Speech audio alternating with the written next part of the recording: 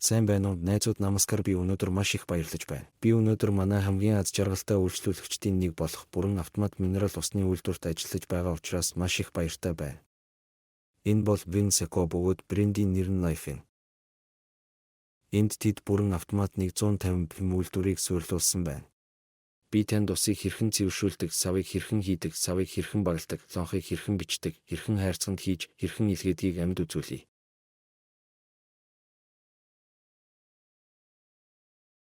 Та бүрэн автомат үйлдвэрийн технологиг хараад сэтгэл догдлох болно. Бүрэн автомат үйлдвэр нь нефт нямбай төлөвлөлт, загвар болон гүйцэтгэлийг шаарддаг. Энэ үйлдвэрийг бүхэлд нь манай инженер зохион бүтээж, мэргэжлийн технологич гүйцэтгсэн. Энэ бол үйлдвэрийн орох хаалга. Би та бүхэнд бүх барилга байгууламж, үйлдвэрийн дотоод бүтэц болон үйлдвэрийн машин механизмыг үзүүлье. Энэ бол хамгаалалтын байшин. Аюулгүй байдал энд суудаг бөгөөд ямар ч зүйлд орж гарч ирнэ. Орж ирэнгүүт том задгаа орон зайг харж болно. Тэр сүүдрийн талбай 10,000 квадрат фут, энэ дөрвөлжин фут талбайн хажууд 5-7,000 квадрат метр нээлттэй талбайтай. Энэ нээлттэй газрыг тэд машины зогсоол болгон ашиглаж болно. Лонхнуудыг иймэрхүү ачааны машинуудаар илгээнэ. Та ачааны машиныг харж болно. Ингэснээр тэд үйлдвэр рүү хялбархан орж ирдэг бөгөөд ачиж дуусмагц гадагшаа гардаг. Маш сайн зохион бүтээгдсэн ургамал, маш том ургамал. Бид үйлдвэрийг илүү үр дүнтэй, тогтвортой болгохын тулд үйлдвэрийн бүх энчийг ашигласан. Энэ бол маш гоё загвартай ургамал. Энэ талбайд ахлах удирдлагын ажилтнуудыг байрлуулах зорилттой.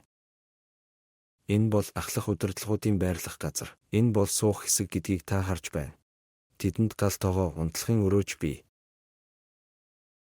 Тэд энд үлдэж, энд хоол хийдэг, бас нээлттэй хоолны газартай. Энэ бол нээлттэй хоолны газар. Ахлах удирдлагууд болон үйлдвэрийн ажилтнууд энд үдийн хоол, оройн хоол идэж болно. Хэрэв та автомат үйлдвэр суйрлуулахаар төлөвлөж байгаа бол таны ойлгох хэрэгтэй нэг чухал зүйл.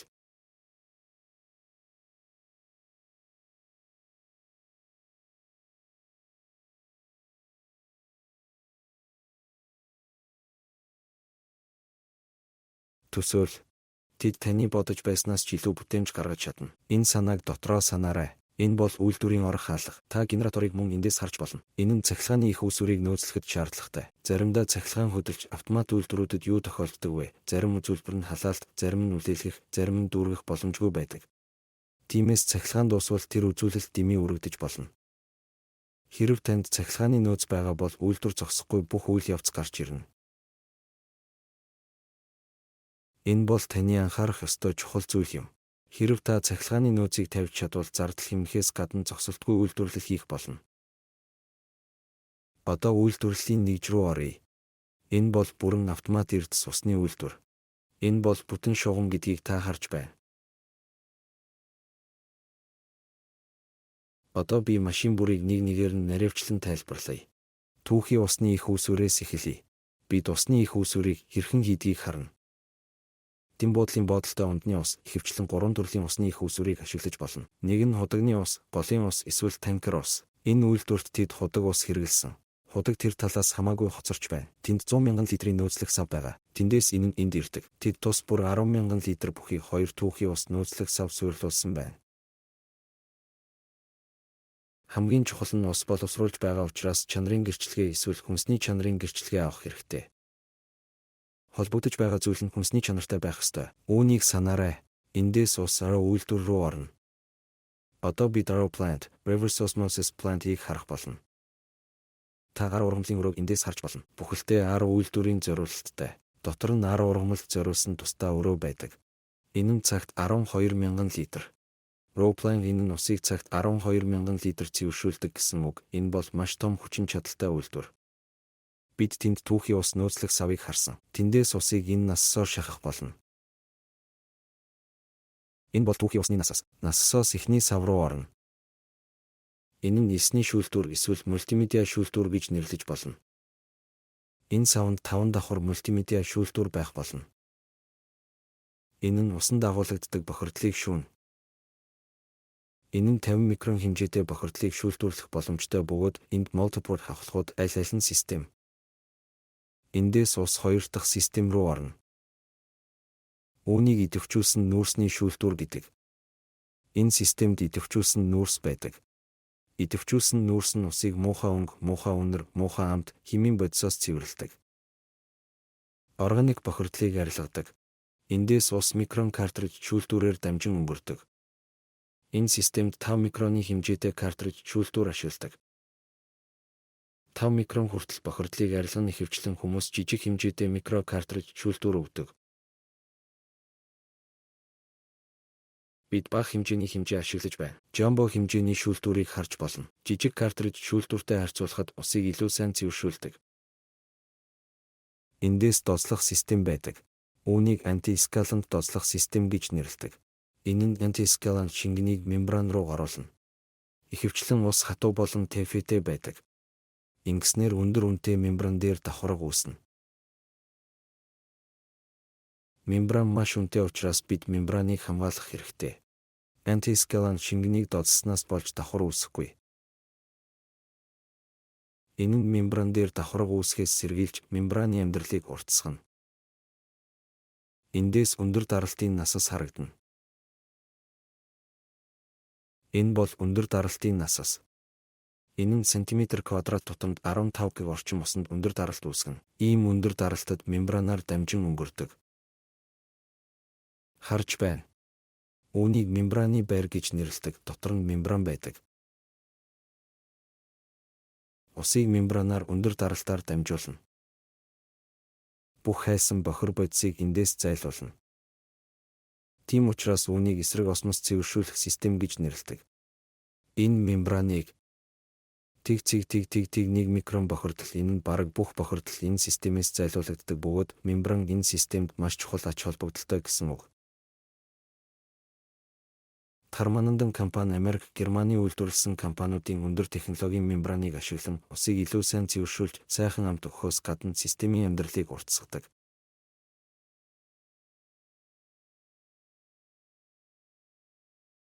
Ус мембранаар дамжин өнгөрсний дараа дозлох системд ирдэг. Энэ нь эрдэс бодисын дозлох систем. Бид хүнсний ангиллын магний сульфат, калиум бикарбонатыг нэмж болно. Бүх системд эрдэс бодисыг зайлуулах магадлал бий. Бид нэмэлт эрдэс бодисын технологиг ашиглан нөхөж болно. Бид энэ системд өндөр технологи, өндөр чанартай ашигт малтмал өгдөг. Энэ нь усанд байгаа эрдэс бодисыг нөхөж, усанд эрдэс бодисын түвшин нэмэгддэг. Усны чанар, амт, үнэр нэмэгддэг. Үүнээс ус зэвэрдэггүй ган хадгалах савнд ордог. Энэ нь зэвэрдэггүй гангаар хийсэн сүүлчийн ус нөөцлөх сав юм. Эндээс ус дахин пост микросистемээр дамжин өнгөрдөг. Заримдаа зарим жижиг хэсгүүд аквариум тохиолдолд микроны системээр дамжин зайлуулагддаг. Эцсийн хэсгүүдийг зайлуулдаг. Эндээс хит ягаан туяаны систем рүү орно. Энэ бол өв гэрэл. Дотор нь 4 өв гэрэл байдаг. Ус өв гэрлээр дамжин өнгөрдөг, ингэснээр өв туяа усанд орж бүх бактерийг устгана. Эхний төрлийн ариутгал энд хийн. Эндээс ус эцсийн ус нөөцлөх сав руу очдог бөгөөд энд эцсийн цэвэрлэгээ хийн. Энэ бол озон рууны, энэ бол озонлын машин, энэ бол хүчилтөрөгч үйлдвэрлэгч технологи. Энэ нь ямар үр дүнд хүрэх вэ? Энэ хүчилтөрөгч үйлдвэрлэгч технологи нь хүчилтөрөгч, цэвэр хүчилтөрөгчийг үйлдвэрлэж озны машинд нийлүүлдэг. Одоо озонлолт нь хүчилтөрөгчийг озон болгон хувиргадаг. Тэр озоны хий нөөцлөх савнд очино. Энд ирнэ.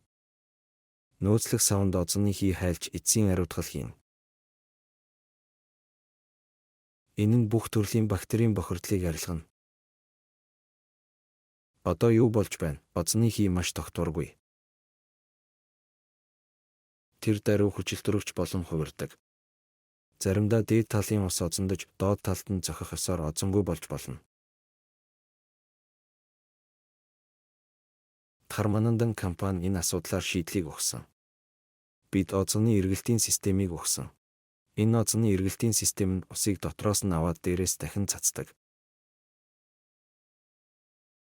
Энэ нь савны дотор нэг төрлийн эргэлт хийн. Ямар ч озоныг үүсгэж байгаа нь усны тусал бүтэн тусалтай холбогдож байна. Усны тусал бүрийг озонлдог. Та нэг багцаас эсвэл лонхноос савнд хүрэхгүй.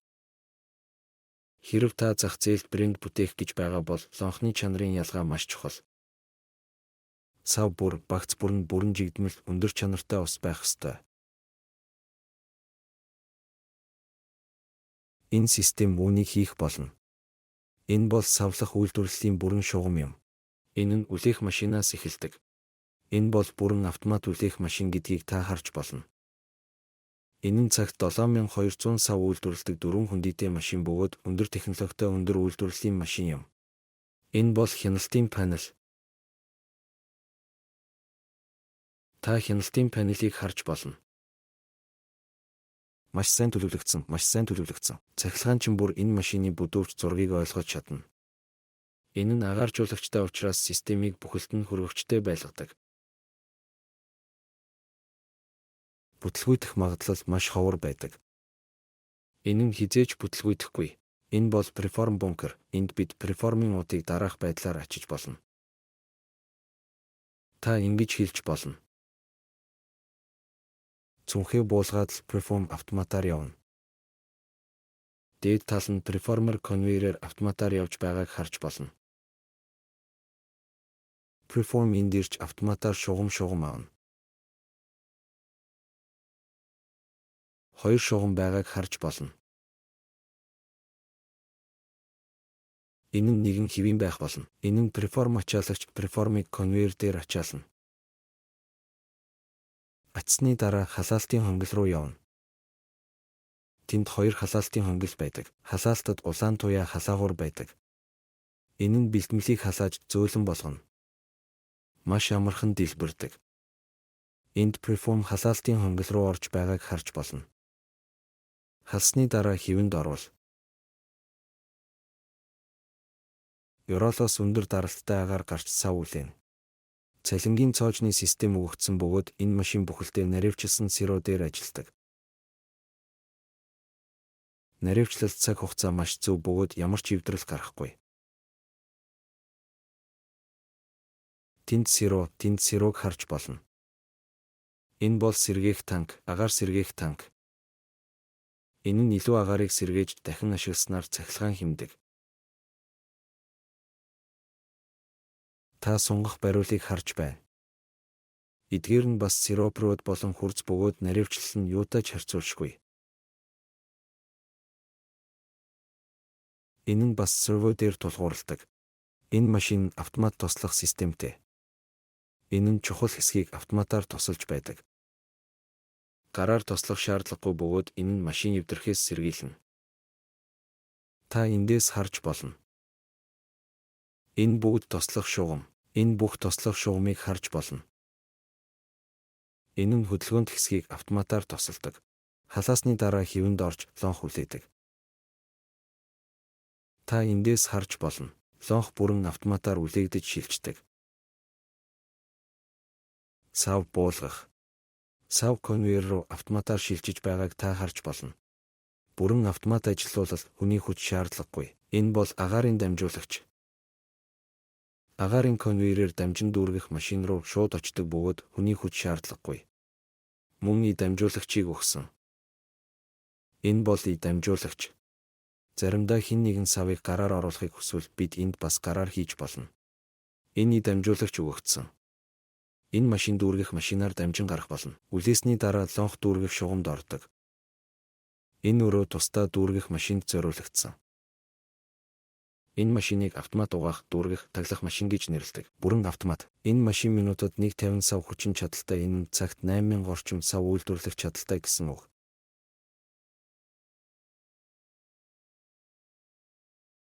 Лонх нь бүрэн автомат үлээх машинаас ирж автомат угаах, дүүргэх машин руу орж байна. Энэ бол бүхэлдээ хяналтын панел. Ашиглахад маш хялбар пулс дээр суурилсан систем байдаг. Программыг ачаасны дараа автоматар ажиллаж, автомат туслах систем байдаг. Энэ систем нь машины хөдөлгөөнт хэсгүүдийг бүхэлдэнд автоматар тусалдаг. Энэ системд гараар туслах шаардлагагүй. Энэ нь цаг хэмнэхийн зэрэгцээ машины амьдралыг уртасгадаг. Ус эхлээд угаалгын хэсэг рүү орно. Энэ бол автомат угаагчийн машин. Сав эсрэгээр болж дотроос ус гарч ирнэ. Дотор нь бүрэн угаагдсан байх болно. Угаасны дараа дүүргэх машин руу орно. Энэ бол дүүргэлтийн сав. Энэ машинд илүү том хэмжээтэй дүүргэх сав өгөгдсөн учраас бүх бүтээгдэхүүн үйлдвэрлэх боломжтой. Савнууд дүүргэх хавхлагын доогуур орж байна. Дүүргэх хавхлагуудыг харж болно.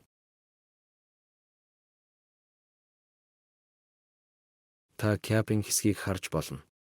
Каб нь автоматар каб хоппераас ирж байгаа бөгөөд тусын таг тус бурлонхонд байрлуулж байгаа ба таг байрлуулсны дараа таглах толгой байдаг.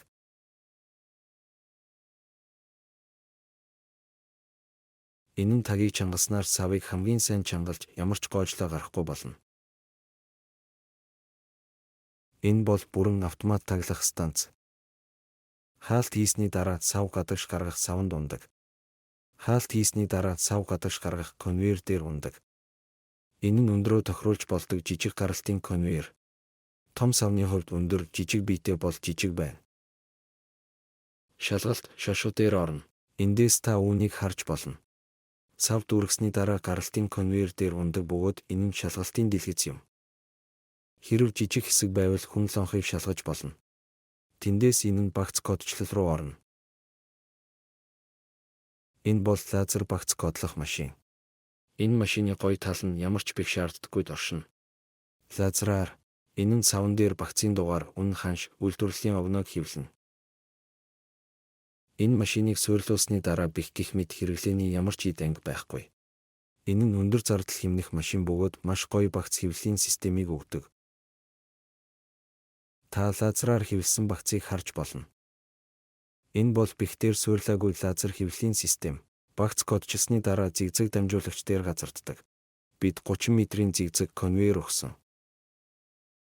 Энэ зигзаг конвейерийн давуу тал нь бага зайд маш их хэмжээний лонхыг багтаадаг. Савны их хэмжээ энд хадгалагддаг учраас дүүргэх машин тасралтгүй ажиллах боломжтой бөгөөд боб шошгоны машин тасралтгүй ажиллах боломжтой. Энэ бол машины хамгийн чухал хэсэг. Зигзаг дамжуулагчаас шошгоны машин руу ордог. Энэ нь бүрэн автоматар явагддаг. Боб шошгоны машины сав энд очдог. Эдгээр нь боб хуйлмал. Бид зүгээр л хуйлмал жагсаалтыг энд тавиул автоматар явна гэдгийг харж болно. Эргэлздэг бөмбөрцөг дээр хийсэн. Энэ нь барабан бөгөөд халуун хайлуулах цавуу шошгон дээр зүсч савнд шилжүүлнэ.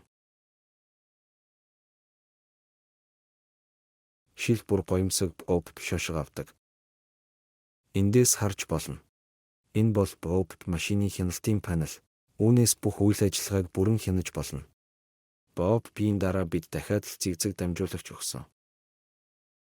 Дүүргэсний дараа зигзаг болон боб дараа нь дахиад зигзаг байна. Боб биеийн дараа савыг автомат shrink бодолтой машин руу шилжүүлэхэд хангалттай хэмжээтэй байна. Зигзаг дамжуулагчаас харж болно, шил shrink wrapping машин дээр газарддаг. Энэ нь бүрэн автомат shrink wrapping машин юм. Энэ бол конвейер, энэ бол лонхны хөтөч юм. Энэ нь servo drive, энэ нь лонхыг 3 шугам үүсгэхээр чиглүүлнэ. Конвейерийн дотор 3 шугам үүсдэг, энэ бол мэдрэгч. Хэрэв энэ бүх мэдрэгч унтарвал энэ машин ажиллахгүй. Энэ нь машиныг асаахад хангалттай хэмжээний сав байгаа эсхийг баталгаажуулна. Та 3 шугамтай баррел энд ирж байгааг харж болно. Эдгээр нь хөтчүүд. Энэ нь 12 шил, 20 шил шиг бүлэг хэлбэр болон хувирна. 4, 26, 48 лонхны бүлэг. Энэ нь автоматар үүсч болно. Бүлгүүд бий болсны дараа энд ирдэг бөгөөд энэ түлхэгч бүлгийг бүлэг болгон түлхдэг. Энэ бол бүрэн автомат хяналтын панел. Та энэ панелаас машиныг бүхэлд нь хянаж болно. Бүрэн автомат панел байгаа. 2 эргэлт байх болно. Нэг эргэлт нь дээш, нэг эргэлт нь сөрөг тал. Энэ нь бага нэгтралтай лип полиэтилен хуйлмал юм. Энэ нь дээрээс нь нэг нь доороос тор үүсгэх бөгөөд та лонхнууд тороор орооцолдож байгааг харж болно.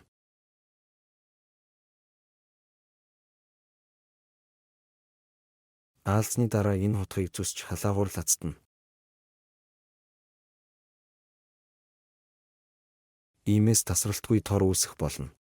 Нэгэн таалцтай болмогцоо багасгах хонглоор дамжин өнгөрнө. Энэ хэсэг нь тор лацдагчийн хэсэг, энэ нь shrink tunnel хэсэг. Ийм том хонгил байдаг. Энэ бол маш том багасгах хонгил. Дотор нь халаагуур байх бөгөөд бид энэ агааржуулагчийг өгсөн. Энэ агааржуулагч агаарын эргэлтийг хангана. Иймээс халаалтын температур хэвийн байна. Халаалтын температур хэвийн учраас лонхны хүүхэлдэйн зураг бүх талаараа маш бат бөх нэг хэвийн байх болно. Халаасны дараа бодолтой зүйл ийм байдлаар ирж байгааг харж болно. Хуйлмал нь бүрэн багассан, бүрэн нэгт хүүхэлдэйн кино тэнд байгаа бөгөөд энэ нь халуун. Бид хөргөх системийн дараа өгсөн. 2 үлээгч байна. Энэ нь хүүхэлдэйн киноны агаарыг үлээснээр хүүхэлдэйн киног хөргөнө. Эндээс үүнийг хувьцаанд шилжүүлж эсвэл ачааны машин руу шууд илгээж болно. Та эндээс харж болно. Том ачааны машин ачиж байна. Энэ ачааны машин 800 орчим хайрцаг савыг тээвэрлэх чадaltaй. Шууд илгээх хилтэст очиж болно. Бүх үйл явц ийм байдлаар явагддаг. Энэ бол хувьцааны бүс. Бидэнд үйлдвэрлэлийн нөөцлөл доод талд 48 цаг зарцуулах зай хэрэгтэй. Маш том зайтай. Эцсийн бүх нөөцийг энд хадгалж эндээс илгээх болно. Одоо барилгын чухал санааг авч үзье. Энэ бол бүхэл бүтэн сүүдэр, төмөр сүүдэр харагдаж байна. Энэ бол төмөр сүүдэр. Та 6 метр хүртэл төмөр сүүдэр хийж болно. Та үйлдвэрийн бүх ханан дээр хавтан тавих хэрэгтэй. Хан байгаа үед 6 фут хавтан хийх хэрэгтэй. Шал нь гүлгэр байх ёстой. Та хавтан эсвэл кота чулууг үйлдвэрийн бүх хэсэгт ашиглаж болно. Кой чулуу нь илүү тохиромжтой. Чухал хэсгүүд нь тусдаа өрөөтэй байх ёстой. Та нар 10 ургамлын тусдаа талбайг харж болно. Тэр хэсэг нь 10 плант. Тэндээс шил угаах хэсэг, шил дүүргэх хэсэг бүгд өөр өрөөтэй. Тэгээд салхи хийн. Салхи нээлттэй байж болно. Дараа нь дүүргэлт хаалттай өрөөнд байх ёстой. Дараа нь шошго бодолтой зүйл задгай газар байж болно. 2 лабораторийг шаардлагатай. 1 микробиологийн лаборатори, 1 химийн лаборатори. Та микробиологийн лабораторийг энд, химийн лабораторийг эндээс харж болно. Микробиологийн лабораторид оръё. Энэ бол микробиологийн лаборатори. Энд бид E. coli, coliform, Eastern mole, тэмц зэрэг бактериудын багцуудыг тогтмол амталж үзэх хэрэгтэй. Энд хийх хэрэгтэй олон шинжилгээ байдаг бөгөөд шинжилгээ хийсний дараа бактери байгаа эсхийг мэдэж болно. Хэрэв бактери байдаг бол бид залруулах арга хэмжээ авах хэрэгтэй.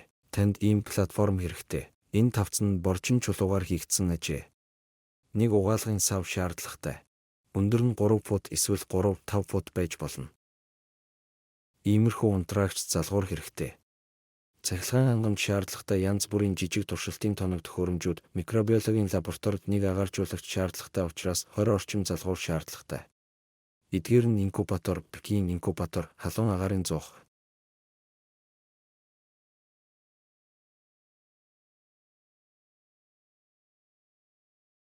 Ламинар агаарын урсгал. Эдгээр нь өөр төрлийн параметрийн шалгалтад шаардлагатай. Манай мэргэжилтнүүдийн баг таныг өдөртөн чиглүүлж лабораторид хэрхэн шинжилгээ хийх талаар сургана. Учир нь энэ нь чанарын бүртгэл хөтлөхөд маш чухал хэсэг бөгөөд эдгээр бүртгэл нь таны хүнсний лицензийг шинжилэхэд шаардагдах болно.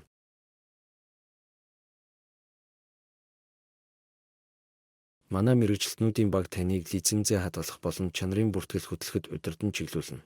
Одоо химийн лаборатори руу оръё. Энэ бол химийн лаборатори.